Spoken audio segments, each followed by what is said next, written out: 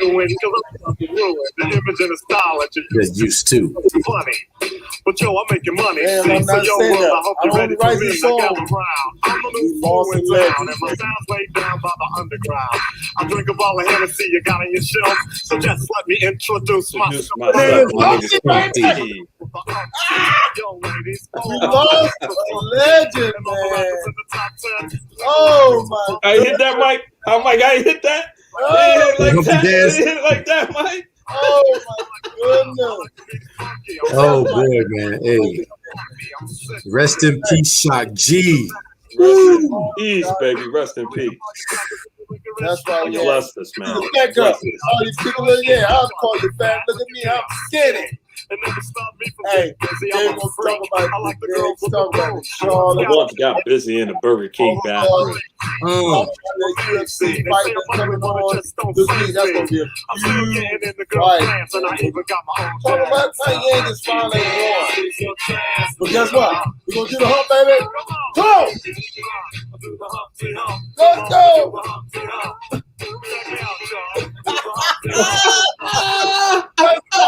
Yes, sir. Man, don't make me do the Humpty out here, man.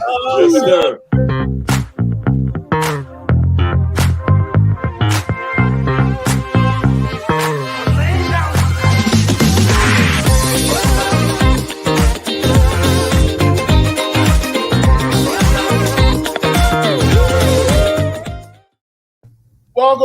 Welcome, family. As you know, I'm Nick.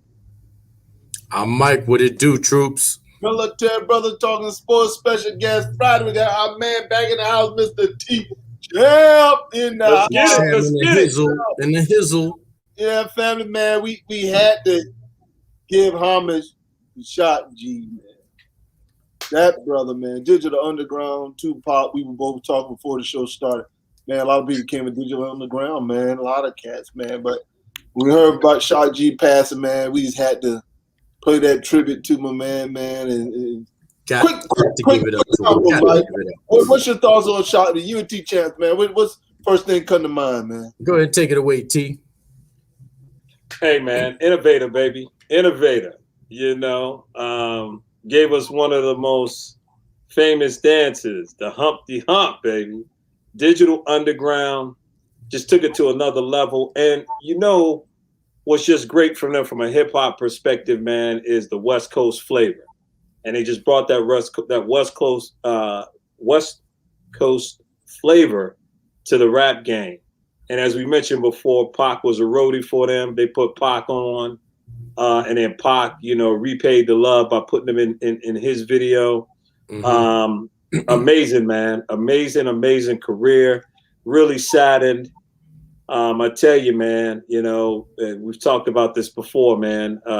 Just the hits that we've taken, man, over the last 6 months in the hip hop world, man, is just amazing, brother. And it hits home, man, because these cats, Mike Nice, are, you know, in our age group, bro. We were listening to them when we were in college. You know what I'm saying? And so it's like, you know, you know how your parents felt when, you know, like a Marvin Gaye or somebody like that passed away, you know, and you just go back and reflect on, you know, how their music made you feel, man.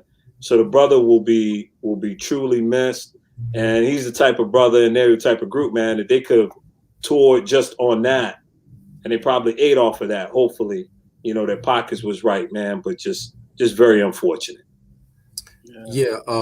And from what I hear, I believe his dad found him unresponsive, 57 years old. I know to a 15 or 18-year-old, that's old, but we ain't too far from that, man. And I just give it up for this brother. As you said, T, the innovation, man, the creativity to have people thinking, well, wait a minute, does he have a twin?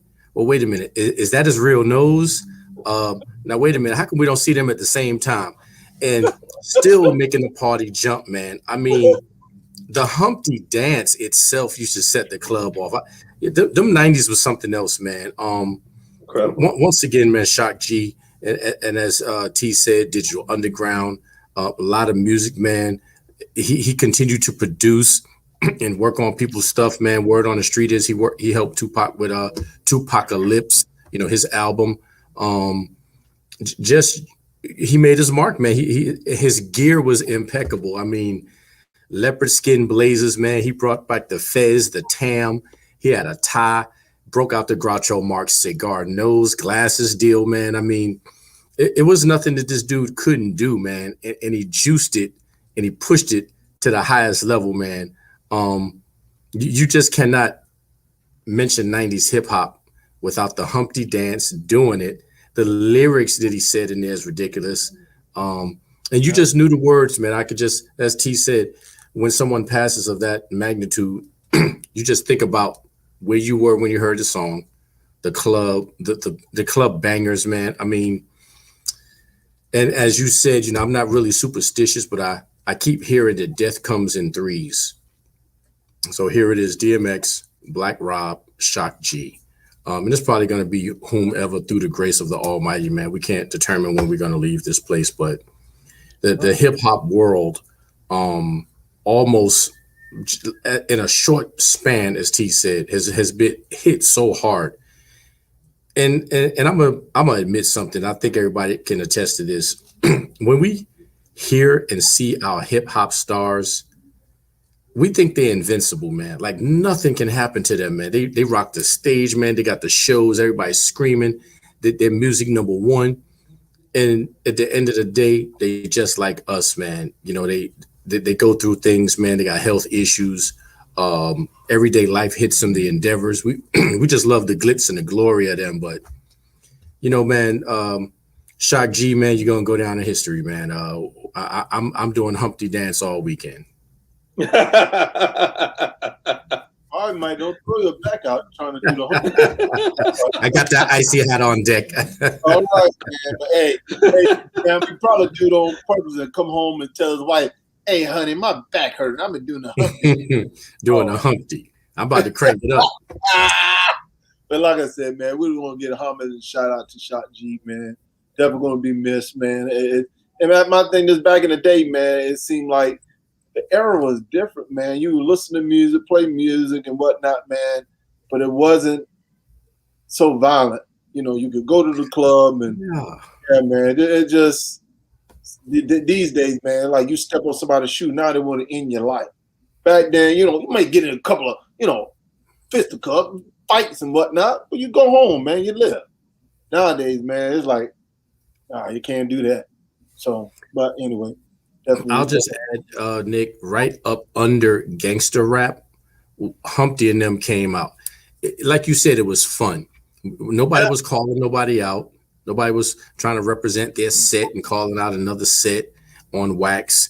From Kid and Play to the Humpty, Kwame, you just wanted to put on your gear, man, and just go to the club and bounce and hop with it. But that's right. And I'm not knocking the gangster rappers, man. That's also a little bit of West Coast flavors, T said.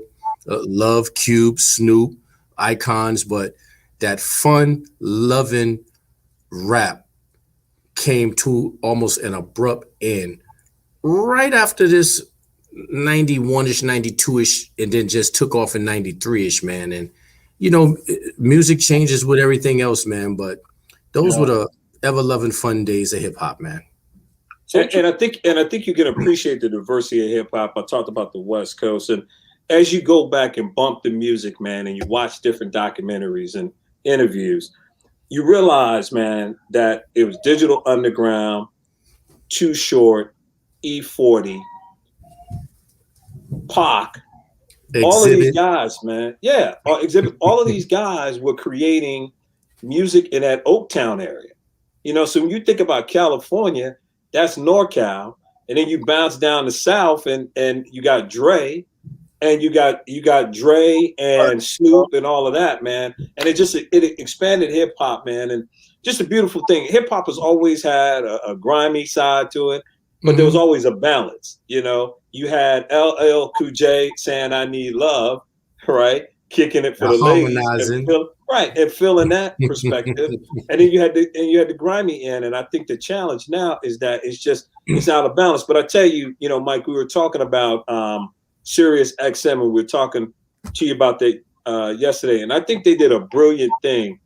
LL Cool J's got Rock the Bells. Yes, I stay on that. Right. So he's got Rock the Bells, but now they've expanded to a Rock the Bells clean version. Yeah. So that's for Nick, who doesn't curse. Mm-hmm. Mike, you know, you and I let one slip out every once in a while. So if we want to I stay on the original Rock the Bell, or we want to go to the clean version, we go to clean version.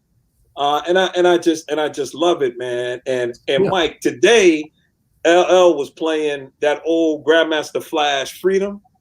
They was playing that and just giving the history of the sample and how it's been translated in different aspects, man. And just that beauty of the music, man. We're gonna miss when brothers like a Shock G passes away and some of those elements. So, you know, peace up to the West Coast. I know they're sad because of the impact that those brothers had on that part of the country and bringing hip hop up. And if you ever spent any time in that area, it's just something about that area, Oakland. Shout out to Oaktown. That's beautiful in terms of too short. Yeah, but Mike, have you ever been to DJ Oakland? Quick? You ever been to Oakland, Mike? I have not, man. It's like Brooklyn, bro. I think I met your boy Nick at this first spot, man. Fort Irwin, California. But I mean, it's beautiful out there. The people are beautiful. The music's beautiful. So you got Tony Tone and them cats from like out there. So it's just musical, man. And I'm saddened for those young men and the community. So peace up to Shock G. T-Chan, I gave this to Mike yesterday, man. I know for those guys who like house music, man, look up this cat, man. It's DJ Spivey. And he does, and I played it yesterday. Mike was grooving with it, man. This cat took a Teddy Pendergrass song, man. I heard that. I was grooving to that. Oh, you I heard like it? that. I'm telling you, man. But what's his name? DJ what? Spivey. Spivey. Spivey. It's a brother. Hey, this brother go hard, bro. I was cutting my grass today, jamming to that joker for you guys out there, man. Look him up. He has a whole list of house music. He even got gospel house music. I was bumping it. I'm on top of that. I got some people for you, Nick. I got something for you. Hey, trust you and me, Mike. You'll be rocking this joke. I'm telling you, will be in your car. They'll be like, yo, but you know what? I know we all went from rap to East Coast, West Coast to house, and then you touch gospel. But there's a lot of gospel singers who leaned into house. I think T can attest to what I'm talking about, man. From CeCe Rogers to Byron Stingley, from 10 City. You know, don't get me started, man. I might take flight up in here, man. Because what you was playing yesterday, Nick, what I like about the DJ Spivey dude, he'll take a song, then he'll hit it with a house instrumental. Sir. Meanwhile, you can still hear Teddy's voice in that house instrumental. Yeah. It don't matter what Teddy do, he always gonna bring it. When you throw that house in there, shoot, I might have to have cut grass to Teddy and some house. No. Not that he would listen to it. I want to listen to it while he cuts grass. That's my dude. Yes. Man. All right, man, let's get into these combos, man. Hey, let's get it. Yeah, let's get it. Today, man, we're highlighting Mr. Moses Fleetwood Walker. Mike, man, we're going to let you start off the day, man. Then we're going to go with T-Champ and whatnot. Go ahead, Mike, kick us off. Well, you know what, man? A friend of mine brought this to my attention.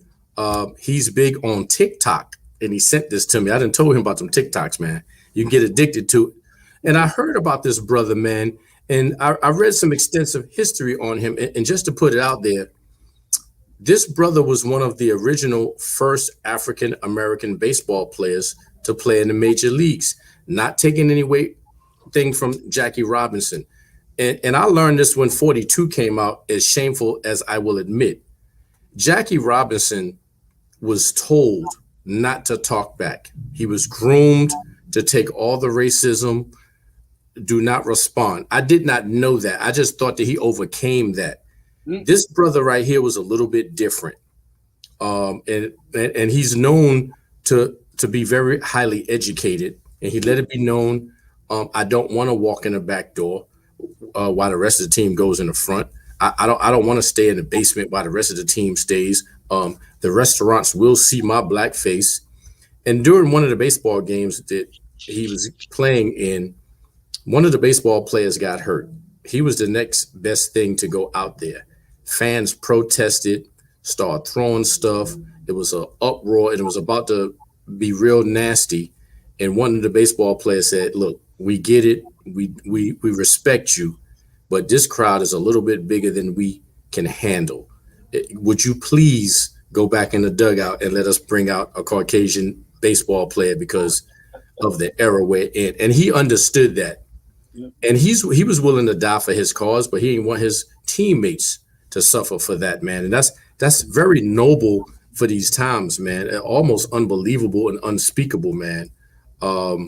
Great baseball player, great talent. You could look at his picture, especially right there on the right, and see that he got that athleticism going on with him, man. Went to college, star athlete, Oberlin College. Then went on over to the University of Michigan, man. Just incredible. And we all know that, brothers can play baseball, but to infiltrate, and we're talking about the 1800s, man, 1880s. This is unfathomable, man. And he's credited to being the first black man to play in Major League Baseball. Not taken away from Jackie Robinson, but we're talking about a brother who didn't want to stand for that, eating your supper on the back porch while the rest of the team is in the restaurant type of atmosphere, man. And kudos for that brother for standing up during those times. I can't even imagine what he went through. Go ahead, T-Champ. Mike laid the plate out nice, man. He said and gave this brother so many accolades, and so I won't repeat them.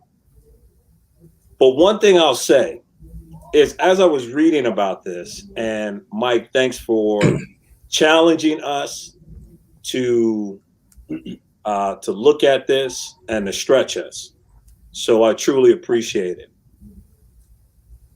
I went back, man, and just said, man, what context of the time did this brother play in? So now he was born in 1856. Civil War ended in 1863. Now you're looking at the Reconstruction period. Then you look at the deal that was made for the Reconstruction period. You look at the soldiers being pulled out and then Jim Crow coming in. And you're looking at the things that this brother had to deal with.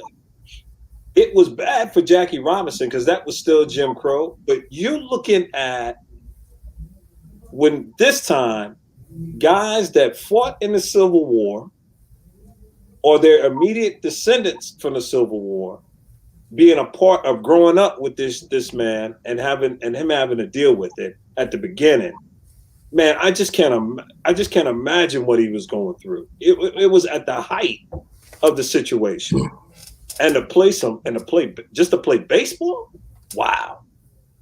To play 42 games under those conditions is amazing. It's amazing. You gotta love it, man. You have to love the sport. He didn't have a buffer that Jackie Robinson had, because Jackie Robinson, not taking anything away from him, but he had major support to make it. Jackie Robinson had owners basically step into the manager of the team, step into the ball players on the team, and setting that culture. From what I'm reading, I don't see any indication that brother had that. None. No indication. And I'm appreciative.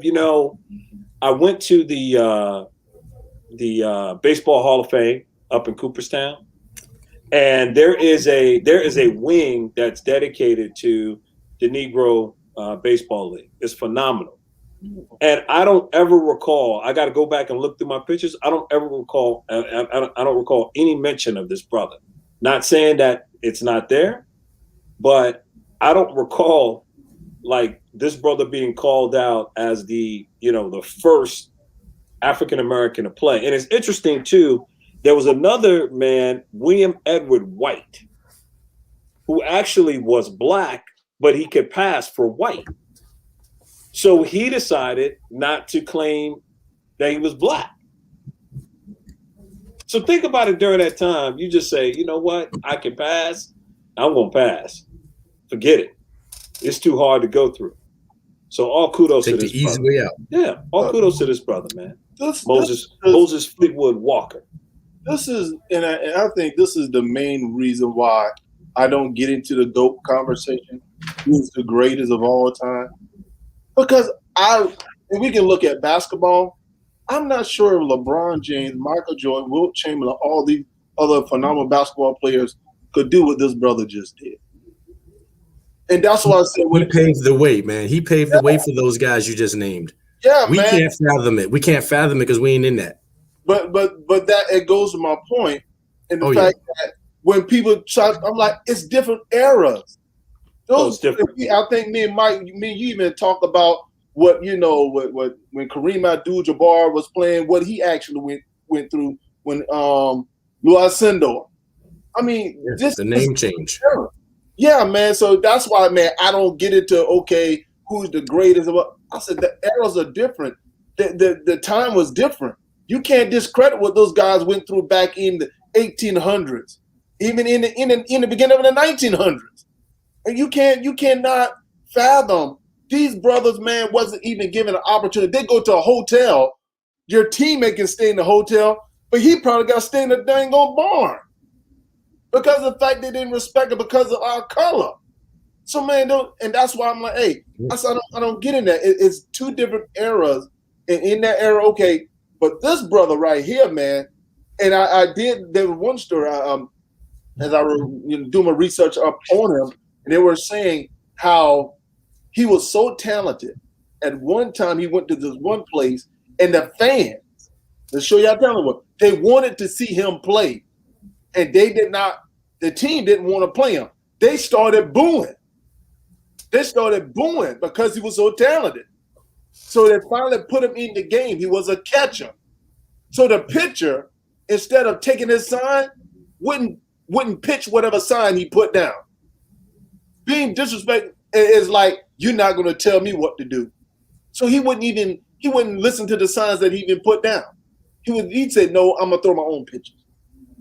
Not respecting his talent, basically he didn't respect him as a human being. Exactly. So, and the catching position is like the cerebral position in baseball, right? Yes. It's the reason why a lot of really good managers, even great managers, were catchers or former catchers. Oh yeah. Because the stuff that you have to retain and strategize and think about the person that's batting, what their weaknesses are. You got to know the scouting reports. You got to know all this stuff, and you have to stay in a crouch for 9 innings. But here's the most important thing. He was a catcher. Now think about this. He was a catcher before all this equipment these guys have right now. Oh yeah. So guys was probably stepping back a little bit in the batting cage, to just come around and swing and accidentally hit him. All that stuff was going on. All that stuff was going face plate. Mike, he didn't have Mike. From what I see, he didn't have any of that, Mike. I know. I just named the stuff that they use today. Okay. Yeah, that brother was straight up there, just walking up there, and look at his outfit. Look at his clothes. Probably that uniform. One day I was catching my brother. He was pitching. I was catching it, and we were playing baseball. I didn't have the face shield on. Oh, bruh, he foul tipped off the ball, and it hit me right here. Oh, right here between my eyes. Could have killed you, bro. Could have killed you. My nose is just running and gushing with blood. Now, just imagine, this brother had to play every game like that. And like you were saying, T-Champ, they were stepping back, trying to take his head off. Bruh, I can do it. And let me tell y'all something, man. First of all, I command you not to laugh at this. So I'm out there with a young E. He wants to work on his arm. He wants to pitch. Dad, can I throw a couple of balls to you? I said, man, listen, let's wait till we get home. We're waiting for our, daughter to come out of cheerleading practice, whatever. He throws, first of all, I don't even want to stand in front of a 10-year-old throwing a ball, let alone a grown man. He throws the ball. I try to get fancy. Instead of holding the glove like this, I hold the glove like this. Oh! Hold tight, fellas. No, it didn't hit you there, did it? E threw a grounder. It went under the glove and popped and hit me dead all up in betwixt. And I bowled over and fell and just rolled. I said, man, baseball is over for the year. I'm done. Couldn't breathe. Man, I'm gone, man. I can't even imagine. They ain't got no cup probably out there in the 1800s. Oh my God. Man. I was done, man. My season was over. But listen, I want to add something though, man. You're a nut, man. Well, I'm gonna talk to E about that too, man. I said to myself, why did I hold the glove down? And I'm preaching to him constantly, E, don't hold the glove like that. And I do. So anyway, first of all, I want everybody to look at the picture on the left of this brother. The legs crossed, the arms folded, man. The dignity and the pride, man. You could just tell this brother's not the one. Highly educated. I think he wrote some books as well. But I want to hit y'all with a little tidbit, man. I was hoping one of y'all would bring it out. So I'll bring it out. And this is probably the top reason that this brother is not famous or in the Jackie Robinson conversation. 1891, he's at a saloon. He's trying to have a good time. Did you catch that? You caught that, T? Yeah. And he was approached by 4 Caucasian guys calling him all kinds of names. And one of the dudes was a bricklayer. And he threw a rock and hit Moses in the head and dazed him. And while he was dazed, that's when they went in for the attack. Well, Moses had a blade on him. And he caught one of them. And he died. So can you imagine a black man in 1891 fatally stabs a Caucasian man and then goes on trial? All white jury, and he was found innocent. Self-defense. Almost unbelievable. It is. Almost unbelievable. Guilty found him. The jury found him not guilty. And as y'all said earlier, to the delight of spectators. They know what this dude can do. They want to see him play. They know what he's gone through. And they almost can imagine him coming out of the pub, getting accosted and getting names called, rocks thrown, and they ready to take him down. And the brother just wasn't having it, man. And, the second degree murder was lowered to first degree.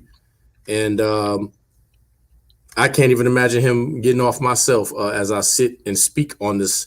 And this is just an incredible brother, man. Went on to live in Syracuse, got married. I think his first wife passed of cancer. He remarried. And then, throughout the years of him getting, old age and health positions, man, and whatnot. And he ended up dying of pneumonia at age 67, man. And it's just an incredible story, man. I mean, his legacy, his body of work. Like, someone brought this to my attention just today. And I said, Nick, I'm going to slide this name to you and see how you feel about that. And I'm glad we spoke on this brother, man. Hey, man. Hey, I'm glad you brought it up. But I'm glad you, like I said, highlight this brother. Like we could have you can see it's a very interesting conversation. We were talking about this brother for got about a good 15 minutes now, man. Oh, yeah. Awesome. So, much respect for him. So, hey, awesome. All right, man, guess what? Yanks got that dub. Yankees got a win yesterday. Look at Nick's face. He happy as a lark. Right. I don't think we all could have took another L, man. All right. My guys are panicking, man. Y'all panicking. No, it's not the fact that we were panicking, man. It's just the fact that it's unacceptable. But I wanted the bleeding to stop. But watch this, right? They did make a change. Sanchez didn't start behind the plate yesterday. They actually, he actually is playing very well. Ichikawa actually was 2 for 4, had a run knocked in. He has more home runs than Sanchez. He's played in less games than Sanchez.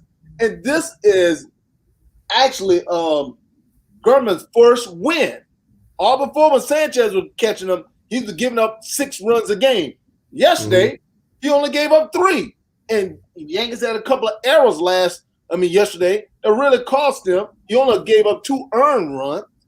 So, to me, keep Yoshikawa behind the doggone plate, because my thing is that if he's doing a better job, okay, let Sanchez butt sit on the darn bench for a little while. We all about winning.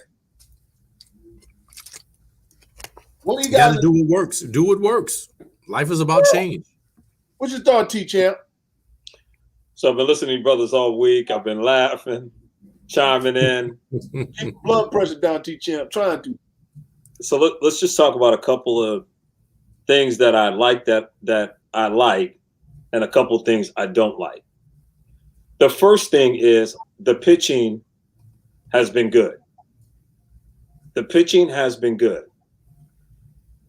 The Yankees actually are 6th in the league, 6th or 7th in the entire league in pitching. They rank 4th in the number of earned runs that they've given up. You mentioned last night, Nick, there was an error and it was 2 unearned runs. But they are ranked 4th in the American League and 7th overall in the entire Major League Baseball in runs given up by the team. That's a good trend. So I like what I'm seeing from the pitching, which is a big question mark. The problem with the Yankees is the hitting. The Yankees as a team now, are hitting .211. That stinks. .211. They have none of their starting players are hitting over or close to 300. Of their starters, Gio, the third baseman, leads it at 276. Hold on. Ichikawa is batting. Ichikawa batting 353. He is, Nick, but he's only played 9 games. Correct. I'm with you. I'm saying he's the only one that really hit the ball. That's all. But I'm talking about guys that consistently play. Yes. Right? Yeah, I'm with you. DJ's hitting 275 and Judge is hitting 259. Now listen to this. Now. Of the starters, I told you that they're hitting 211 overall. Sanchez is hitting 200 starter. Frazier's hitting 163 starter. Hicks is hitting 161 starter. Stanton's hitting 158 starter. And Torres just crossed over 200. He's hitting 219. Gardner, who they should not have re-signed, is hitting 212.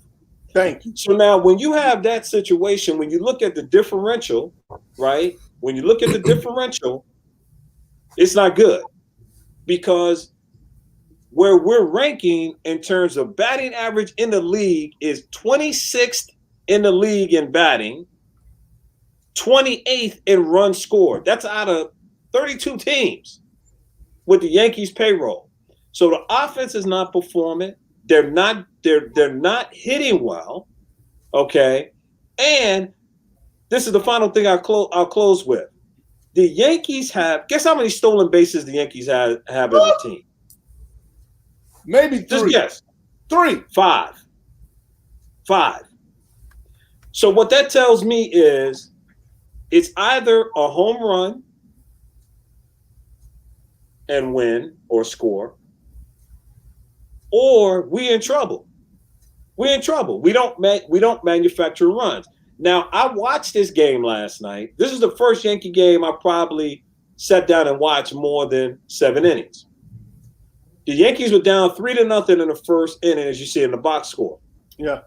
They manufactured runs to get back. I think they hit one home run. How many home runs did they hit, Nick? One. This hit one. Yoshikawa hit the home run. No, they hit 4. They hit 4 home runs. I'm looking at the box score. No. Yes, I'm looking at it. See at the bottom? Yoshikawa hit is one that hit the home run. Second from the bottom, Yoshikawa hit the home run. RBI. Oh, that's right. You're right. Okay. They hit 1 home run and they won 6-3. Now, if you watch that game, the biggest hit was from Odor, the guy that played at second base. Yes. And he got a big base hit and broke the game open. The home run by Hitashawa was an add-on run. So it went from being 5-3 to 6-3, and they brought Chapman in. He didn't have that pressure on him. But they won through manufacturing the runs. So the hitting's got to get better as it gets warmer. They got to get more timely hits. And the home runs, man, if you keep relying on it, that's a problem. And I'm sorry, the Yankees have 4 stolen bases. So analytics is freaking killing the game. And that brings me to my point about Boone. Boone won't get fired. Here's why Boone won't get fired. Boone will not get fired because he buys into the whole analytics managed by a committee. He's a game manager. It's a whole system. And Girardi didn't buy into that. And that was the problem. So I don't think, unless they totally collapse, Nick, I don't think he'll get fired because he's a company man. He's a company man. But to me, man, the only way he probably going to get fired if enough pressure from fans, and me and Mike talked about this, enough pressure from fans, throwing stuff on the field, calling into the radio station, getting up. It has to get really bad. Yeah. But again, remember what I said to you guys. There are three watermarks in the league in a baseball season, in my opinion. First 41 games, what's our record? Where do we look after 81 games? 41 games right now. The Yankees are 7-11. They got 23 more games left in this pod. And they're winnable games, winnable series. So what if the Yankees win on, which is very possible, what if the Yankees won 20 out of their next 23? Would you feel better? They'd be back. I won't feel better. We would be in the 90s again. So let's see where we are. Let's see where we are in 41 games. I'm not saying it's great, but let's see where we are in 41 games. The biggest worry, though, the Boston Red Sox, right? The Boston Red Sox are hitting the ball and they're pitching the ball. And they got a hell of a manager. Ace Dog. And the Boston was there. Gone. But let me tell you the reason why I'm not feeling it. Because it's easy for you to boost your record up against lower tier teams. Agreed. Yankees have been losing against teams that are in their conference. They're losing to Toronto. They're losing to the Devil Rays. They're losing even to the Orioles. Now you haven't even faced Boston, and Boston's at the top of the division. So that's my Agreed. Okay, you beat up these lower tier teams just to boost your record up. But as you know, once we get in the playoff, you're not facing these lower tier teams anymore. You're facing the best of the best. We still got the best pitching from a differential standpoint. We got the best bullpen, but our runs scored to runs against differential is a -7. But you know what? You know what I think? We gotta get the hitting together. You know what I think is going to hurt the Yankees, man? What I really think, and this is the reason why I wanted to keep Didi. Yankees are too right-handed heavy. They're right-handed dominant. Their whole lineup right-handed. The only switcher that they had is Hicks, and he's struggling. They don't have no left-handed. They don't have no left-handed bats. So they're too right-handed dominant. So that's the thing I don't like about the Yankees lineup. We need balance in that lineup. 4 games out of first place. 4 games. I got you.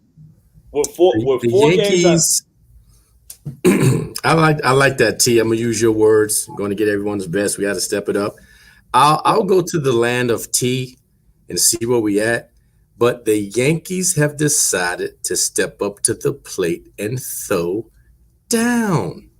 Got that from Tupac and Juice.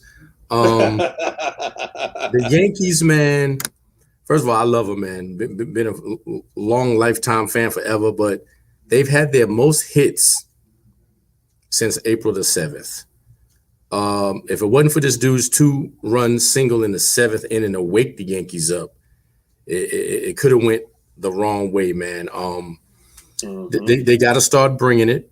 I like what you said, T. I think I can look on the lines of Nick and saying that we wasn't really trying to wait that long. But if they win the next 20 out of 23, then we'll be back into the 90s again, man. I'd love to see it. They're going to have to make some noise now because the expectations is high, the bar. Along with what Nick said, I don't believe that the Yankees are playing to the level of their competition because they got to step up. So it ain't about beating a lower tier team. Them Red Sox are coming, man. Them Orioles are coming. They got to start playing some serious ball to climb out of that hole, man. They're last place in the AL, is it? I mean, I get it. You said 4 games out of first place, and how many places is it? It's 5. Nice one. I love it, man. I love it. Just how you got to look at stuff, man. But, you know, as New Yorkers, man, we expect a little bit more. And I don't want to see nobody get pelted with bottles and cans and food and booed in their own stadium. And hopefully it won't come to that. So they've opened it up. The floor has been open. The doors of the church are open. We see what you can do under some sort of pressure. That 7 inning stretch is going to make or break you, and they stepped it up, man. So I like what I saw, man. They actually look like the Yankees of old. Like they want to win. They're looking like the Yankees again. And that's what we've been known to do. Dig ourselves out of holes. Come on through with it. So let's go. I think what frustrates me, man, when you putting Brett Gardner in there, every time I see Brett Gardner on the darn field, bro, I get so like, why is it not that dude used to be bread and butter back in the day. Oh, Mike, he's not bread and butter anymore. My thing that I would rather see Frank Frazier play more as a younger player, hitting out of his slump. Then you keep pulling him and putting Brett Gardner in the darn game. That's my thing, bro. Brett Gardner, it's time for him to go. I'd rather you bring a younger player out of the farms. And I'm gonna. You guys gonna remember when last time the Yankees were struggling. You know what they did? They brought up players like Robinson Cano out of the minors. They gave them some type of boost. Boy, was hungry. Correct. So that's why I would rather let Yoshikawa stay behind catching back there because now he's a backup. He's I'm giving an opportunity to start. He's coming with that energy. Instead of Sanchez been baby since he's been in the doggone league. I'd rather teach this him. This is the new management. And it's young Steinbrenner. Young Steinbrenner is probably 51, give or take, about 51 years old. And just like H-Dog said, George Steinbrenner, listen, thank you for your service. But we're going to show you the door. This generation, they want to keep dudes with what they've done in the past. Hey, y'all going to laugh I at this remember when Brett Gardner was good. I got it. Hey, Mike, you're going to laugh at this one. I remember when he kept firing Billy Martin like 5 times. Billy Martin, he had to go. That's why I love the But Billy Martin kept coming back, and he put on a show every time he came. Hey, it's like a girl you don't want to date. No. Why can't you still think I got a chance? No, it kept coming back. But you know what? Like I said, old school, you out the door. New school, well, listen, we remember what you did 3 and 4 years ago. We're gonna keep you. We can't afford with the $200 million payroll. We can't afford to keep players on the team just because they were good 3 and 4 years ago. Man, We got to replenish that, man. We need the transfusion, man. New blood, man. New blood. You got guys like Mookie Betts out there getting busy. The competition too stiff to keep using old school dudes for what they used to do. Love it, man. All right, man. Man, I tell you, great topics, man. Y'all can see these some great topics, boy. We sure put the time in, boy, to talk about them, man. We're gonna try to pick up the pace a little bit, man. Trying on our show, man. Yesterday, man, Phoenix Suns. We can get into a little basketball talk, man. Listen, I know y'all talking about the your New York Knicks hot. But these doggone Boston during Celtics are playing, boy, like they are. Woo! Hey, I gotta give them credit. These Boston Celtics, bro, are on a mission. I don't like it. I see it, but I don't like it. Don't like it, but we gotta give them credit. Well, I tell you what, the only credit goes to other teams looking at the Knicks and saying, "Hey, we need to step our game up too." What? That's the way I see it. Man, Yeah, they're 8-2. They're 8-2. And I see it. I see it. Winning But the against the Knicks are Suns is a good dub. That's a good dub, man. They pounded them, actually. That's a good pounding, man. That 13-point win. I give your boy some credit, Nick.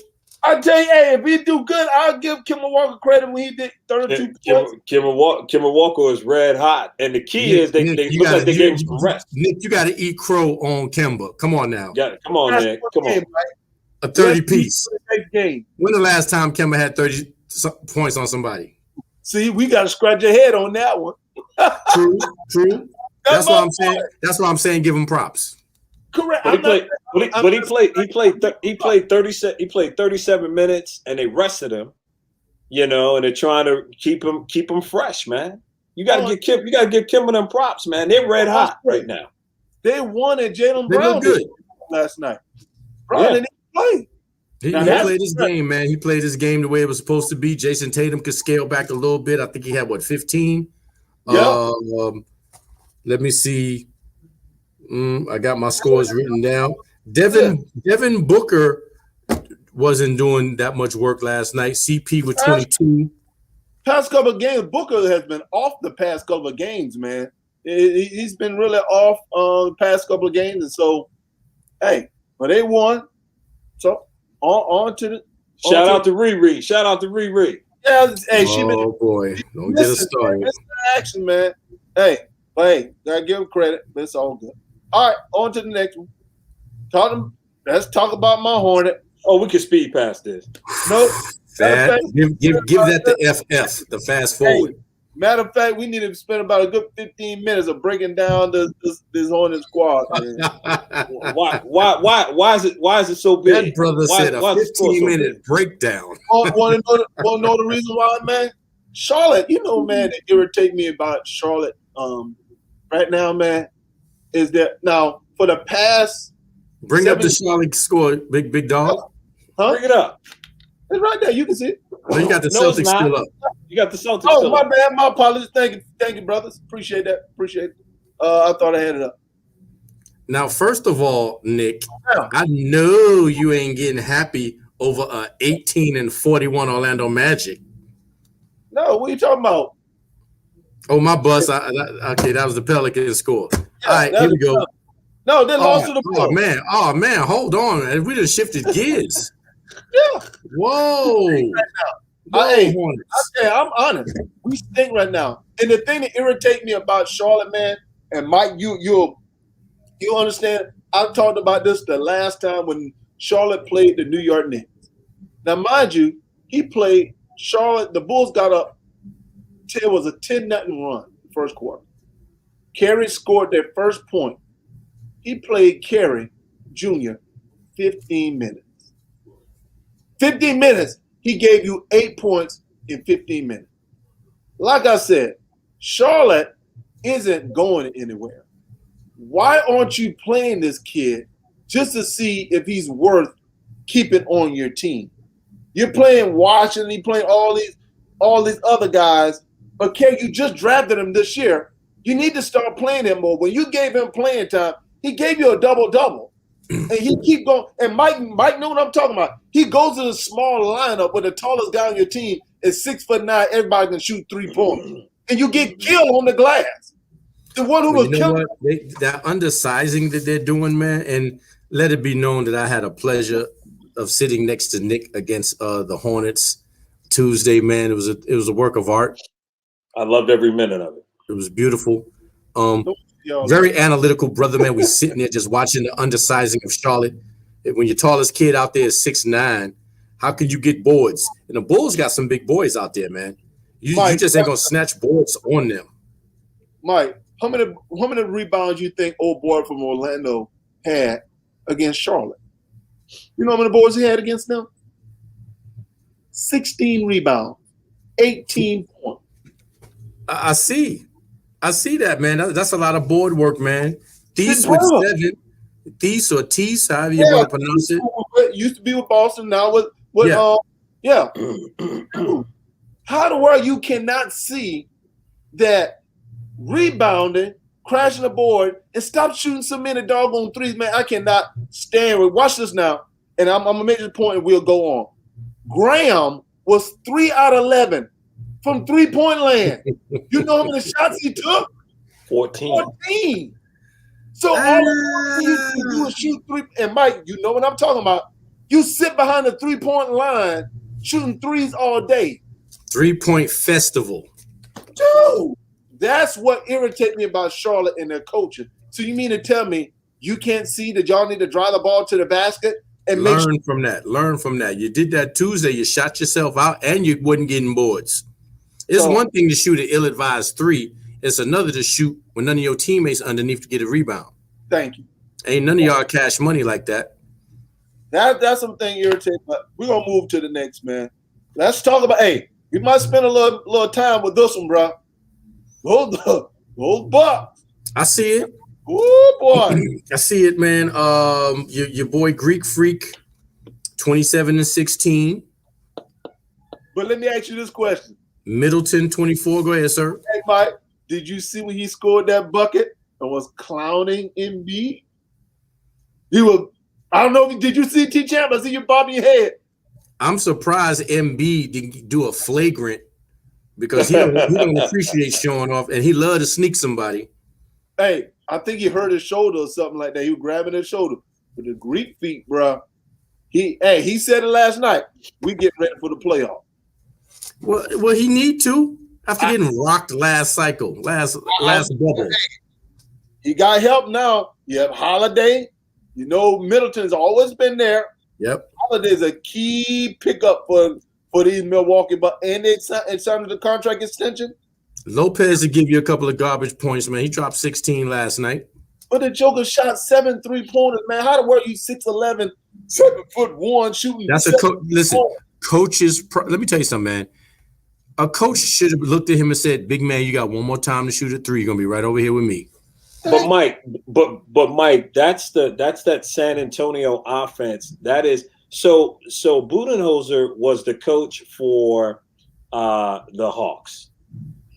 Take out Lopez and put what's my man's name that Tito. What's his name that went to play for the Hawks? He played for the Sixers. Al Horford? Yeah. Put Al Horford in there. Al Horford was doing the same thing. That's why when Al Horford went to the Celtics, he was shooting all them threes because his last few years in the Hawks, the offense was designed to do that. But you know what? That's just how that offense is. In his Hawk days, he made a few of those. Hey, I got a question. And now people get excited and think they can take that with them. Yeah, and so that offense now put Lopez in that. That's why you see Lopez shooting so many threes. It's the way that offense is structured. T-Jam, I got a question for you and Mike, man. This guy is balling with the Milwaukee Bucks. Why didn't the Knicks re-sign Portis back? Bobby Portis? Yeah. Out of Arkansas. He was with the Knicks last year. Yeah. Why didn't y'all sign? That guy's playing darn good ball with Milwaukee Bucks. And he was playing pretty good with the Knicks. I didn't understand. Know what? One of my pet peeves, and I guess I gotta be a forgiving person is when someone plays with the Knicks and then they go elsewhere and blow up. Nothing burns me or grinds the gears worse than that. Agreed. Can't stand that, man. And that's a Knick problem. You need the guys who grind and who want it, keep them and get them. I can't explain how I still feel about Jamal Crawford, man. 50-point back-to-back games. Didn't nobody do that except Bernard King. And you let him go? Oh, yeah. That's a tough pill to swallow right there. Man, I'm telling you, I've been choking. There ain't no swallowing that, man. You got to take that aspirin out and chop it in fours. I think if we, we can always talk about the Knicks. We can always spend a lot of time talking about the Knicks. So I would love for us, now that we seem to have a long-term strategy in place, long-term structure in place, for us to get those players we want and keep them, and not have to do that, Mike, because that gets me as well too, man. When somebody doesn't do well or as well and need to go someplace else and blow up. I'm still disappointed about Dennis Smith. I thought Dennis Smith was going to come in and do some things. Really. I'm surprised he didn't. But let me ask you, since y'all want to talk about the Knicks, y'all think how long of a contract y'all going to give your boy?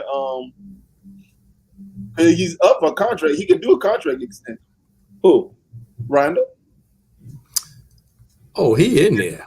No, that's not the question. How many years would you like to see the Knicks sign him for? Shoot, get that brother the max. Because he can do a 4-year, $100 million extension, I heard today. Mm-hmm. The way he's balling, and like I said, I forgave him for wearing number 30. And if I can do that, then the Knicks can go ahead and step their game up, man. You don't want this brother to go nowhere and blow up worse than this. That would be crazy, man. I mean, I ain't seen a Knick player drop 40 since Melo. Yeah. You got to sign him. That brother's golden, man. He's the face. Y'all can just extend him. He signed next year, just y'all can extend him. Yeah, I think we need to go ahead and do it, man. He's proven. And I'm gonna tell you, man, the fans love him, man. Man, if you watch a Knicks game, man, they love him, man. He's a favorite son now, man. It's over. Yes, it's over. Yes, sir. All right, let's talk about AD came back last night. He didn't play a lot of minutes. But I'm wondering, were you impressed by what you saw from AD? He didn't play a lot of minutes last night. I think they're trying to get him back in the brother. But Luka, bro, look at here. That doggone Luka. I think they're trying to get AD in shape, try to get his conditioning right. He said he played. He didn't feel it in terms. He wasn't thinking about the injury, so he was playing, freely. So I think, man, they're just trying to gear up, man, and try to stay out of that play-in game or whatever it is, and get ready for the playoffs. I think they're setting themselves up. Mike has said this several times. LeBron is ready. LeBron might have been acting, man, again with that knee, just to take that wear and tear off his body. Man, LeBron, if they were to lay out the amount of games LeBron has played, LeBron got so much mileage on his body, but his conditioning is so good. But sometimes, man, this rest could do something for you, man, in terms of getting geared up. Because with LeBron, it's not about how many divisional championships he wins. At this point in his career, it's about rings, man. And so being in the best mental and physical conditioning, man, it's all. Man. I think it's all a ploy, man. I mean, first of all, the season, they didn't want the season to come back as early as it did. They played the longest, and there was debate back and forth, Nick and Mike, around when is the season going to start, and they relented. And they said, okay, we're ready, and we're ready for it. You don't think? I think it's all a strategy, bro. If we put the film on right now when he hurt his leg, man, and you look at it, we're like, come on, man, come on. This is a brother. Let me ask you a question. We've never seen him hurt. Let me ask you both of you guys a question. You don't think he desired to be the MVP again this year? I think a ring is more important than MVP, And when he comes back, he's going on a tear. LeBron spends $2 million a year on his body, conditioning, therapy, got the best of everything, ice tubs, whirlpools, sauna, steam room, anything you can think of, man, he does. And I think he has an underground chamber in his house, and he down there lifting weights, jogging, doing road work, drinking and eating good, dietitian. And he laying low in the cut, man. See, I agree with Mike. You don't ever see a lion working out or lifting, but you know not to go in that cage. I think he has essentially said, if you would have talked to him, man, and he was to be honest with you, he said, look, LeBron, championship run to win another ring or to be MVP. Everybody in the league know that this guy is the MVP. It's known. It's like when Michael Jordan didn't win the MVP. Right? He did his thing. He still did his thing. But his thing was about rings. He wanted to destroy Clyde Drexler. He wanted to destroy Barkley. He wanted to destroy these guys. Bird. Right. Yeah, these guys won the MVP. And everybody can get it. But Mike got the 6 rings. I was just wondering, hey, it's going to be interesting when it come back. That playing game, I really don't think they want to end up in that playing game. They're going to try to avoid that as much as, even though I think they may come out, but I think it. Well, the other thing you can look at, they probably wanted just to give them a little bit of rhythm. I'm about to switch it up, my fellas. I got to relocate. So I think, I think to Mike's point, I think, and what you said, Nick, I think they want to stay in from that playing game. I really do think they want to stay in from that. It's going to be interesting. But AD, like I said, not too bad. All right. So again, how does this play-in thing work? Is it? I don't know. I'm gonna do my research on the T-Champ. Okay. I don't know if Mike know. A lot of the players don't like it. They like it to where if you make the top 8, then you in. If not, you out. But I'm gonna read up on it, and the next time we have the conversation, we'll talk more about it. Yeah, because I was just wondering if they take the top 10, and then they have 7 play 10 and 8 play 9, and then from that, I didn't know, and then that's how you settle on the top 8. I'll figure out and get clarification. All right, cool. All right, man. I dropped this on you guys yesterday before the show ended yesterday, man. Now we can have this conversation, man. What could have been? Looking at these guys, as you can see, you have Greg Oden, Grant Hill. You actually have T-Mac. You have Rose, Brandon Roy. You have Penny, Yao Ming.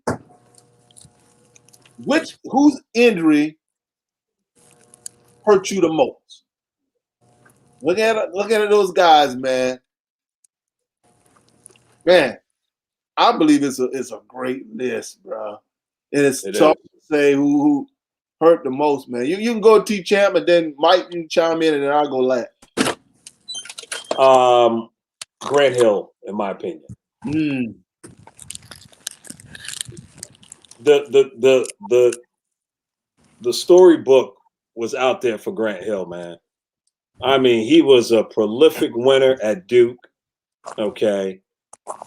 He had the right pedigree. He just had the right story, man. Clean cut, well spoken. He was like that next dude. And he just never, to me, got to that level, man, of, where, people expected, I think, for him to get. And you got to remember, I think he was from a talent perspective, probably the greatest player or greatest talent in Duke history. From a standpoint of staying 4 years. What did he win? 2 championships? Yeah, you talking about Grant Hill? 2. Yeah, 2 chips. College. And who can forget the iconic pass? Exciting. Who can forget the iconic pass he made to Christian Laettner to advance and to get them to the repeat. Yeah. Phenomenal talent, phenomenal player. For me, my vote would be Grant Hill. All right. What about you, Mike? Okay. I like it. I like what T said. I'm gonna go with Penny Hardaway. Oh, And the reason why I say Penny is because I look at a lot of guys on that list, and some of them still was able to do their thing and make the Hall. You know, Yao Ming, McGrady, even Grant Hill. Is Grant in the Hall? yeah. Grant's in the Hall? Yes. Okay. Yes, my brother made it. Okay. I was actually shocked. Wow. Okay. So yes. Penny was a freak. He was. I saw him take Scotty and Mike to the hole, crossed up and jumped in between them and laid it, and both of them looked at each other like, "Yo, somebody better get this young kid." And that was 95, and then Mike came back in 96 and showed him how it was really done. Yeah, But Dave was getting busy. Penny was a freak. His highlights are ridiculous, and when he got hurt, he never really could come back the same Penny, man. Right. And I don't want to say he babied his knee, but he did. Yeah. And then once again, the Knicks get him when he on his way all the way down. Yeah. And Penny just wasn't that dude. And I know that brother was going to the Hall. yeah. Now, Shaq can lie if he wants to and say he wished he would have stayed in Orlando with Penny on that documentary. All he wants. But Shaq dipped for better reasons. And Penny is a high school coach right now. Or, he's the coach of Memphis now. Yeah. He stepped it up. And there's nothing wrong with that. But a young Penny, my man. No joke. Yeah. You couldn't guard him, man. It's ridiculous. And I know y'all brothers seen that movie Blue Chips. Hey, I don't disagree with nothing any of you guys said, man. To me, man, it's a difficult list to pick out one. But I'm going to pick out one, man, I would have loved to see. I know Mike commented about him yesterday, man. But Greg Oden is the one that really stands out to me. Because if you really look at it, all those guys at least played a couple of years in the NBA. We were able to see them at almost their peak level. Grant Hill was arguably talking about, hey, replacing Mike. Tracy McGrady, when he left Vince Carter, man, did his own thing. Then you got Hall Rose. of Fame. Yeah, Rose. MVP. Still balling. Right, Brandon Roy. Oh my God, when he was with Portland, arguably one of the best shooting guards in the league at the time. Mike just talked about Penny.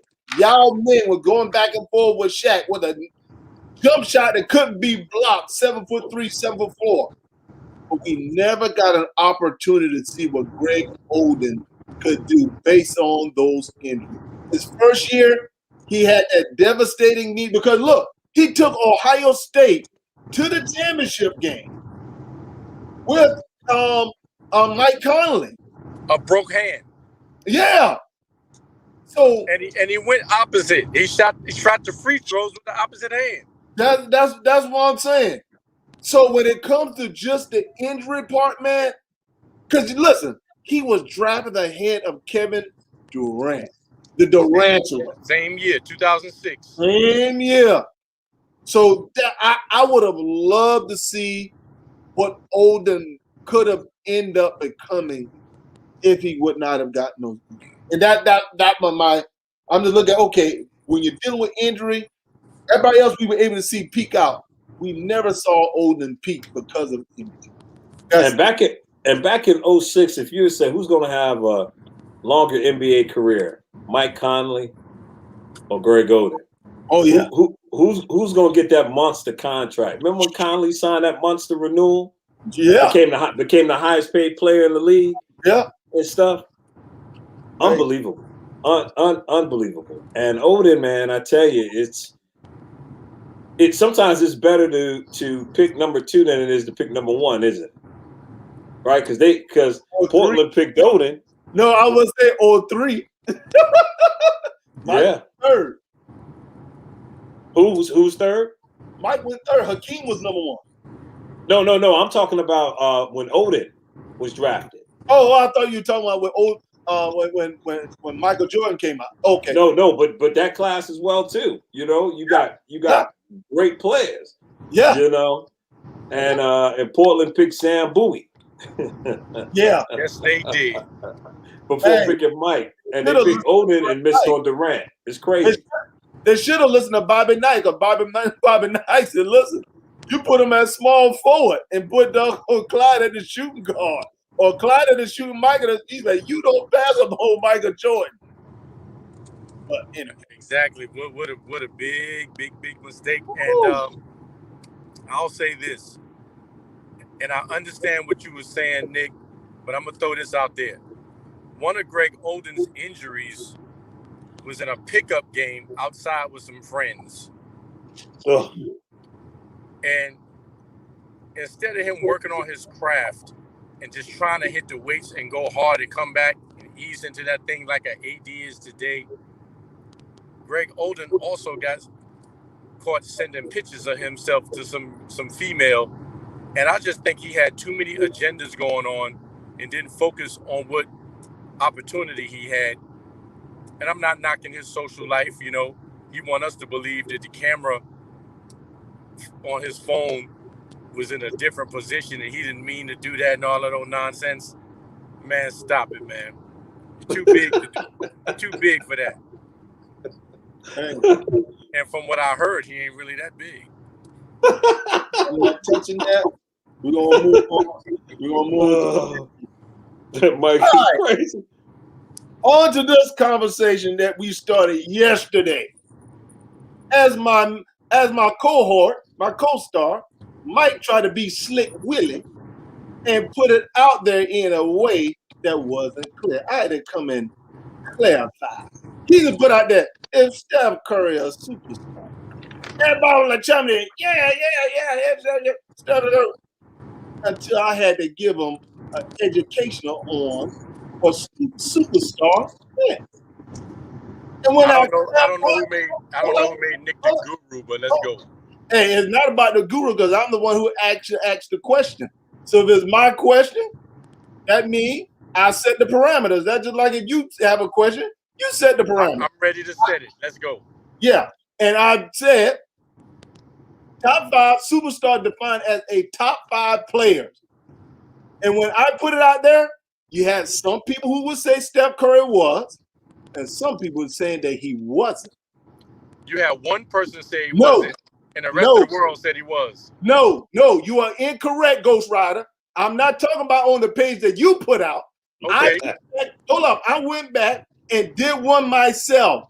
Oh. I had people exactly because you put it out there. You didn't put it out right. You try to be Slick Willie and just say superstar. Well, let's go with what you got going on right now. Is he a top 5 superstar? Correct? That's what I've always said. T-Chan can vouch for that. I've always said superstar I define as top 5 player. I've always said that.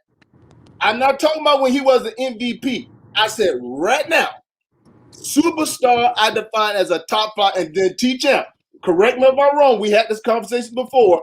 You were saying you believe that superstar is more than 5 superstars. And I said, no. I said, I want to keep it at 5. I said, I'm not going to make it easy. I want you to pick 5 players. If you pick 5, Curry's in there. But see, no, this is my thing. If you only limited to 5 for today, you have changed the dynamics of the question. No, I did. I never changed the dynamic of the question. Let me explain to you how you changed it. No, I never changed it. Is Curry a top 5 superstar? Got it. Now is Curry a top 5 superstar today? I've always said that, Mike. I've always said that. I don't remember the today, man. Hey, I don't remember the today. And if you say today, then you're saying that Curry's just some average regular dude who just happens to be in the top 40. No, I never said that. I said outside of being a top 5, you are a star. Because what you try to do, you try to say Curry's an MVP and all this. I said, that's not what we're talking about because we're not talking about his MVP year. We're talking about right now. And then I came back and said, supporting Cat. But like I said, you had some people even said Luka's in their top 5. So that's what I'm saying. People gonna have difference of opinion on if he's in the top 5 or not. But Ace, hold on 1 second, then I'm gonna let you talk, Mike. I know Ace asked me what was my top 5, and I said, well, let me think about it, I'll let you know. This is my top 5. LBJ, KD, Harden, Dame Lillard, and Greek Freak. Oh my God! Right now. Oh my God! Those are my top 5. Top 5 superstars right now today. Right now. If this I was Friday. My squad, my Mount Rushmore top 5, that's what it is. What you got, T? What you got there, T Champ? LBJ, Curry, KD, AD, and Kawhi. So you left on who? Who you left on, T Champ? Say it again. I didn't hear you. Say it again. I said LBJ, Curry, AD, KD, Kawhi. And see? All right, what's yours, Mike? Okay, now, you did say today, right? Yeah, that's what I've always said. All right, so with all due respect to the almighty T-Champ, I'm going to remove LeBron and AD since they ain't played in about a month. Okay. I'm going to go with Greek Freak. Now, I'm only doing this today, and I will never, ever put this list again, but I'm only going to do it today because that's what this thing is all about. Top 5 superstars today at present, making an impact. I read it all. That today throws me. Let's do Greek Freak, Donovan Mitchell. It pains me to say this. I will say Dame Time, Curry, Kawhi. Now, that's only for today, present day. And the reason why I left out Kyrie and Harden, because guys don't play. They're taking turns with that load management. What is that thing they like to do? Decompress. That's whatever you want to call it. But that's not on the player. If the organization want to do that, yes, the organization. If the organization want to do that, I hold the organization accountable. I'm like, listen, if I'm paying you this money, and this is the reason why I said only 5. And I go back to Kemba Walker signing that major contract. When signed that max contract with the Boston Celtics. The only reason why, hold on 1 second, Mike. Kemba. No, but then you'll understand my point. Kemba Walker was able to get a max contract because he made a 3rd-team All-NBA. And so my thing is that you mean to tell me you make a 3rd, to me, I think if to do is supermax, you only need to be top 5. You make the All-NBA top 5. Those are the only. That's just my perspective, and yours may be different. And I respect that. Yeah, I respect that, Nick. Yeah. But I don't quite see it that way because it's market driven, and the market is time. It's timing driven. It's just like when Mike Conley signed a max contract. It was all about time and place and need, man. And it just happened where he got an enormous contract with the Memphis Grizzlies. So true. Now, right? I don't want you to think that I don't think Curry deserves his money. Don't get me wrong. No. That's not what I'm saying. Yeah, I don't think. But I don't think when a player signs a max contract, he's necessarily a superstar. I don't believe that. This thing is I think it's time. You can get the agents do that, the free agency, and I get it. First of all, don't mention Kemba and Curry in the same sentence. I got a question for Dick right quick. Who's better on their team, impact right now, and record included? Scary Terry or Kemba? Go. What? What Yes. place? What place has Terry gotten his team to? Hold up. Now, I'm gonna bring you back to when we brought this question up to Riri, who is actually a Boston Celtics fan. And I asked the same question you just asked me. And you know she said, I would have loved to have Scary Terry back over Kemba Walker. I got it, but right now, whose record is hot and who's not? Are you talking about supporting cast? Are you really saying Oh, see, let me tell you something, man. Your name used to be Candle Burner. Now your new name is Dynamics Changer. No, hold up. Now, I'm gonna show you what Mike tried to do as a Brother, you need to teach school, man. Let me show you how he tried to justify as we were having this conversation as it pertained to Steph Curry. And I asked him the question yesterday, he never answered it. When I said supporting cast. And then he never answered it. And I said, okay, who had the better supporting cast? Harden or Steph Curry? I don't mind answering that question, and I will answer it, but let me add this before I answer the question. Whether it's a supporting cast or not, it takes nothing away from Curry. He's still a stick of dynamite. Now, you're going to ask me who had a better supporting cast when you're talking about Klay Thompson, you're talking about KD, you're talking about Draymond. Come on, man.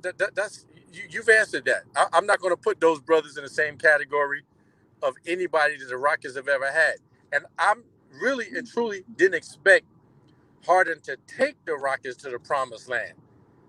But Harden said to himself, oh, Boogie Cousins and John Wall?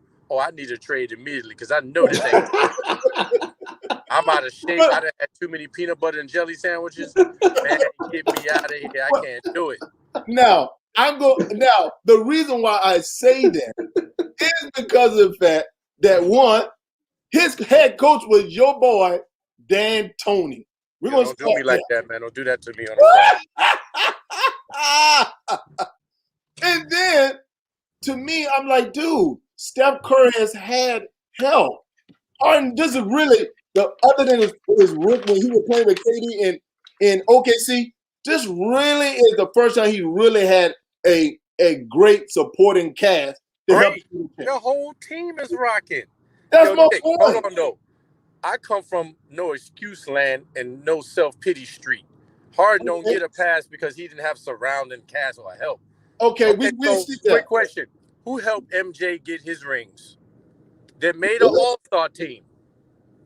Yeah, help. Yeah, Scottie Pippen, Dennis Rodman. Do you want me to continue? That made an all-star team. Because those are your words. Horace Graham has made an all-star team. B.J. Armstrong has made an all-star team. Scottie Pippen consistently made an all-star team. I got Scottie. Would you like me to continue, Ghost Rider? You named 2 bogus players, man. No, that's not your question. You asked me who made the all-star team, and I spit off 4 people off the top of my head. Now, let's think about who made an all-star team since Harden been in the league. Starting with the Thunder to the Rockets. Name them. KD, Westbrook, CP, Melo. Hold up. CP3 did not make the all-star when he played with Harden. I looked it up. He didn't. Now, when hold on. James Harden, when James Harden was with OKC, James Harden didn't make the all-star team. What about Capella? Didn't even start. The first all-star team in Houston. He didn't even start. Correct. So hold up. Now they go to Airbender. They go Dynamic Changer again. It's not a dynamic. What happened? 12. We got a Nick changing dynamics again. What happened? No, see, the one thing Mike can't deal with is factual information. Now, I can deal with it. Now, hold on, Mike. You talk about not having. Now we talk about supporting cast. Steph Curry don't have a supporting cast as good as he had it when he made MVP as well as the championships. Will he make the playoffs? What got to do with the price of tea in China, though? Answer the question. I don't need you to justify your answer. Answer the question. Where is he? Has he? I think they can make the playoffs. I think they can make the playoffs. I think they can make the playoffs. No, Can they make the playoffs right now? Currently, right now, what Can place Golden should State they make sit? the playoffs? Yes. No, they won't. Currently, what place they sit? They're in 10th place, Thank you. but I wouldn't want to play them in a play-in game. They ain't too far from the Hornets. They just on the other side. Yeah. But see, there go Mike. He avoiding to answer the question. You notice, ladies. Oh, no, I said yes. I said yes, my brother. Okay, got it. We'll see if they make it. Has Harden ever missed the playoff? What does that mean? I don't get That doesn't mean he's a better player than Steph Curry. No, my point is, he was trying to justify as if not having help. He said, what does help have to do? I'm making a point. Help has everything to do with it. Harden has not had the same amount of help as Steph Curry. Curry jumped ship? How many times Curry jumped ship? How many times? Okay. Did Curry not beg KD to come play with him? Beg? Man, you crazy. He just beat him. Did he not ask KD to come play with him in Golden State? Yes or no? He didn't answer, but he begged it. You know, he didn't beg him. Okay, he laid it out. How many people did James Harden ask to come play with him? Sign with him. Big time player. Top 5 player has ever played with James Harden. KD, are you tired of losing? Come on over here. The only winners get sprinkles over here, KD. Come on. Mike, you're not making it a point. You said beg. Why would he beg him and he just beat him? What do you mean? He just beat him, but he ended up playing with him in Golden State. Yeah, because he said, KD, the winners are over here. Let's do it. You're correct. You know how much slack KD got roasted for jumping over there to Golden State. Now you're going to say Curry begged him. Come on, okay, come on, big dog. There's no way Curry ain't got to say goodbye to play. He still had Harden help. Now Harden didn't have. Curry extended an olive branch, man. We just crushed y'all. Come on over. Semantics. Hey, we're gonna move on because we'll keep going back and forth. And like I said, I don't have an issue with anybody picking whatever, classifies Steph Curry as a superstar. That's your Mount Rushmore, as I told somebody.